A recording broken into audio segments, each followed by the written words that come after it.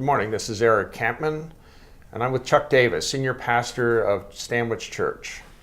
We've been talking about Eric's new book that will be released soon, Getting to Know Jesus. And we've been talking about Jesus' ministry on this earth. We can't help but think about Jesus and his role as rabbi teacher. And the biggest block of material that we have collectively of his teaching is Matthew's Sermon on the Mount, which he lays out some of the major teachings that Jesus left. This is a kind of part of the sermon shows up in Luke as well, but it's all contained in the 5th, 6th, and 7th chapters of Matthew. And when we were putting this book together, I felt that you could not sort of pick and choose parts of the sermon that you wanted. It needed to be dealt with by us in its fullness. And so we spent 45 days talking about the Sermon on the Mount, starting with the Beatitudes. We spent a day on each Beatitude, each one of them.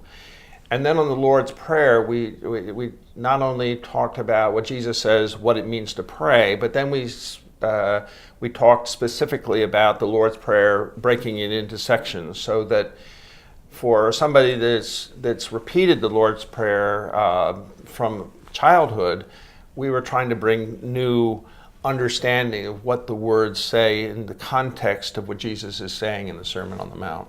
And I think what's the value in this is that if a person ever finds themselves in the middle of a biblical study, say on the Sermon on the Mount or the Beatitudes or the Lord's Prayer, they could just access a portion of the book at a time and have a lot of interesting information that flows out of those teachings.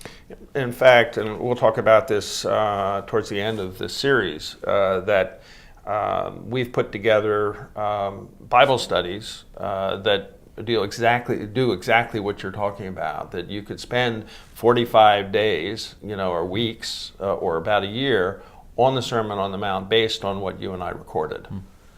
This is Eric Kampmann, and this is Sunrise.